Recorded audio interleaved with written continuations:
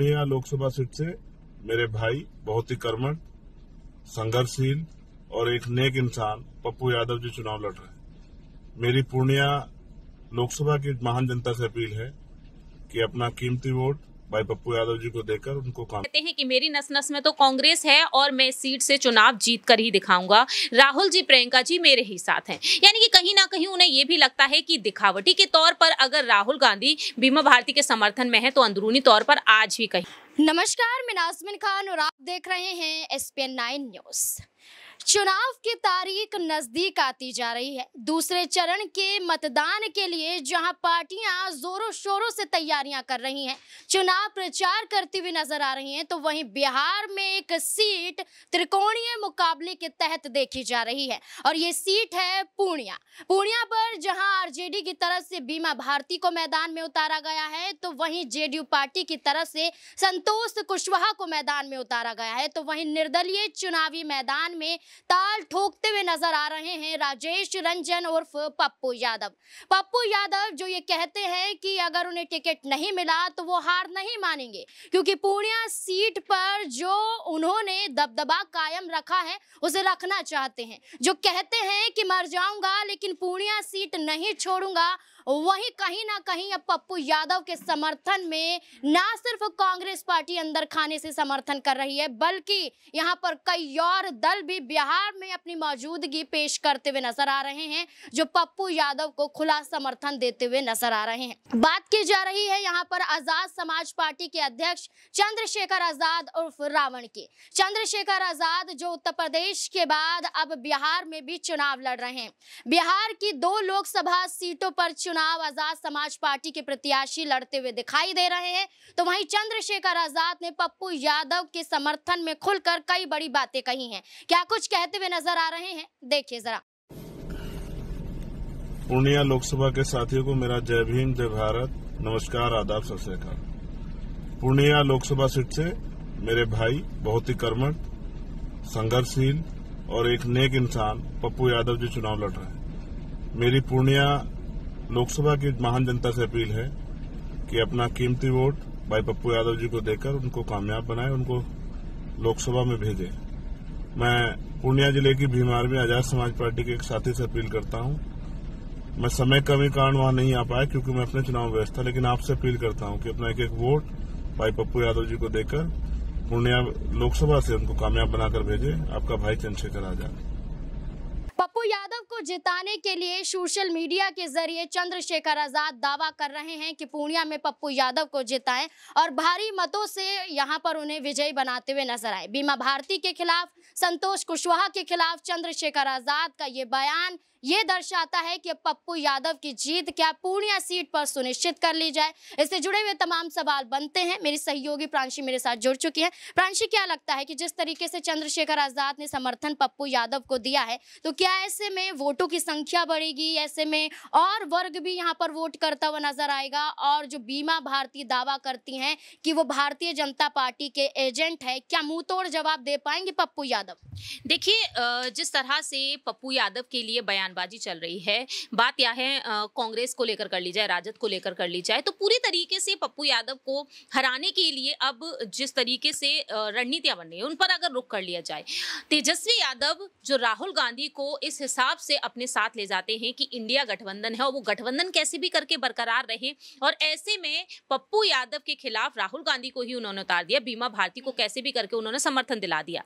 इसके अलावा देखा गया कि वीआईपी के जो राष्ट्रीय अध्यक्ष हैं मुकेश सहनी का साथ भी उन्हें मिल जाता है। मुकेश सहनी को लेकर वह कहती हुई नजर आती हैं कि मुकेश सहनी मेरे लिए रोड शो करेंगे, मैं यहाँ की बहू और बेटी हूँ, अगर पप्पू यादव यहाँ से 3 बार चुनाव जीत चुके हैं तो मैं भी यहाँ की बहू और बेटी हूँ, वह साफ तौर पर कहती हैं। अब बात यहाँ पर बीमा भारती को लेकर ये भी कर ली जाए तो वह ये भी कहती हैं कि पप्पू यादव के समर्थन में राहुल गांधी आएंगे या नहीं, लेकिन वह ये भी कहती है कि उनकी पत्नी रंजीत रंजन भी उनके लिए चुनावी प्रचार करेंगी। मैं एक महिला हूं और महिला होने के नाते, कांग्रेस की कार्यकर्ता होने के नाते उन्हें मेरा समर्थन करना ही होगा। अब ऐसे में महज 1 से 2 दिन बाकी रह गए हैं इस सीट पर जब वोटिंग होगी, और इस बीच यहाँ पर पप्पू यादव भी एक बड़ा बयान दे देते हैं। वह कह देते हैं कि राहुल जी प्रियंका जी से चुनावी प्रचार करा लें, लेटर लिखवा लें अगर तेजस्वी यादव की हैसियत है तो। वह साफ तौर पर कहते हैं कि मेरी नस नस में तो कांग्रेस है और मैं इस सीट से चुनाव चुनाव जीत कर ही दिखाऊंगा, राहुल जी प्रियंका जी मेरे ही साथ हैं। यानी कि कहीं ना कहीं उन्हें यह भी लगता है कि दिखावटी के तौर पर अगर राहुल गांधी बीमा भारती के समर्थन में है तो अंदरूनी तौर पर आज भी कहीं ना कहीं रंजीत रंजन ये भी कहती हैं कि महागठबंधन को एक बड़ी मजबूती मिली है पप्पू यादव की वजह से, और वह अगर कांग्रेस से इसी तरीके से जुड़े रहते हैं तो वह साफ तौर पर गठबंधन को एक मजबूती ही देंगी। वह ये भी कहती हैं कि यहाँ पर जिस तरीके से पप्पू यादव ने ये भी कहा कि कांग्रेस से अगर आप निकलवाने की हैसियत रखते हैं तो निकलवा कर दिखा दीजिए।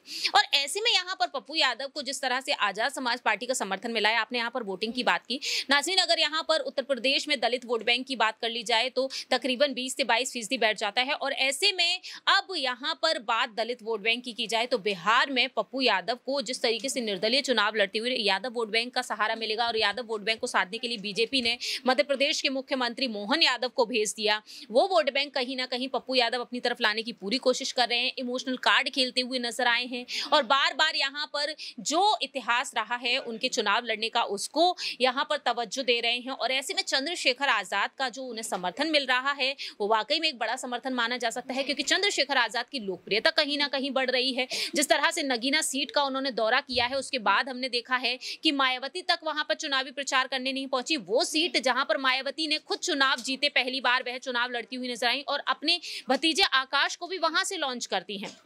तो चंद्रशेखर आजाद जो गठबंधन की चिंता तक नहीं की, अखिलेश यादव साथ नहीं है कोई बात नहीं, लेकिन हम ये सीट नहीं छोड़ेंगे। और ऐसे में चंद्रशेखर आजाद जो जिद पर अड़े हुए हैं, योगी सरकार मोदी सरकार हर किसी को वह चुनौती दे रहे हैं। तो आप समझ सकती हैं कि बिहार में 17 सीटों पर बीजेपी जो चुनाव लड़ती हुई नजर आ रही है, उस बीजेपी के लिए चंद्रशेखर आजाद वहां भी बड़ी चुनौती है। चाहे बेशक 2 सीटों पर उन्होंने अपने उम्मीदवार उतारे हों, लेकिन एक तीसरी सीट यहाँ पर मानी जा सकती है, क्योंकि पप्पू यादव को भाई बोलते हुए समर्थन दे रहे हैं। तो इस हिसाब से दलित वोट बैंक को वह साधने की कोशिश कर रहे हैं और दलित वोट बैंक का सहारा कहीं ना कहीं पप्पू यादव को इस सीट पर मिल सकता है।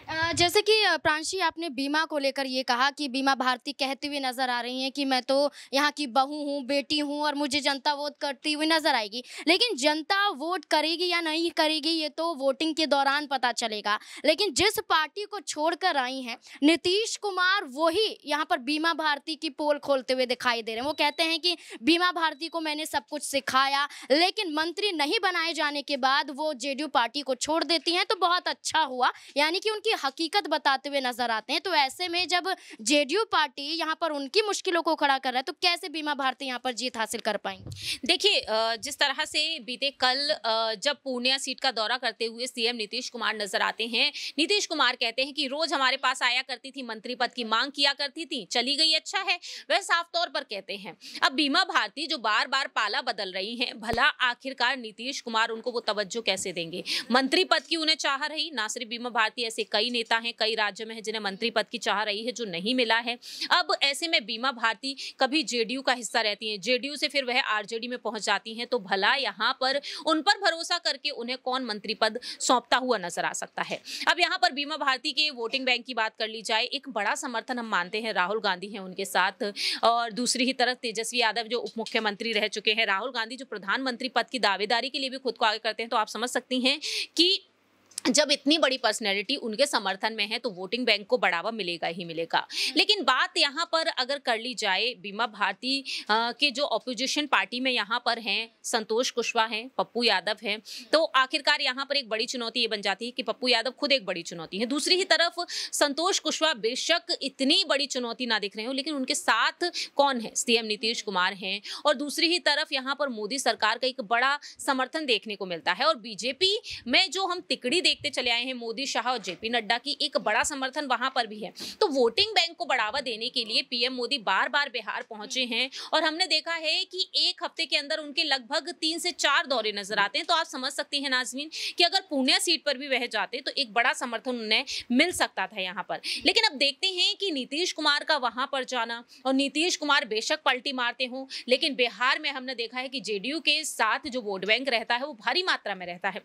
अब यही देखते, भारी संख्या में रहता है। अब यही देखना होगा कि बीमा भारती को हराने के लिए वो वोट बैंक यहाँ पर इस बार रंग लाता है या नहीं। देखिए, यहाँ पर साफ तौर पर जाहिर होता हो तो नजर आ रहा है कि बीमा भारती के समर्थन में भी कई दल और कई चेहरे मौजूद हैं। वहीं बात करें संतोष कुशवाहा के साथ तो पूरा एनडीए खड़ा हुआ नजर आता है, लेकिन पप्पू यादव जो निर्दलीय चुनावी मैदान में उतरते हैं, अकेले जाते हैं, लेकिन धीरे धीरे करके उनके हक में भी समर्थन लोग देते हुए नजर आ रहे हैं। उनके हक में समर्थन कई पार्टियां देती हुई नजर आ रही हैं। तभी तो आप देखिए कि तेजस्वी यादव की रैली में पप्पू यादव के लिए जिंदाबाद के नारे लगते हुए नजर आते हैं। अब देखना होगा कि जब वोटिंग होती हुई पूर्णिया सीट पर नजर आएगी तो जनता किसे पसंद करती हुई नजर आती है। इस मुद्दे को लेकर आपकी क्या राय है? जो पप्पू यादव नजर आते हैं, निर्दलीय चुनावी मैदान में उतरते हैं, क्या जीत हासिल कर पाएंगे बीमा भारती और संतोष कुशवाहा के खिलाफ? क्या है आपकी राय? कमेंट सेक्शन में जरूर बताएं। देखते रहें SPN9 न्यूज। धन्यवाद।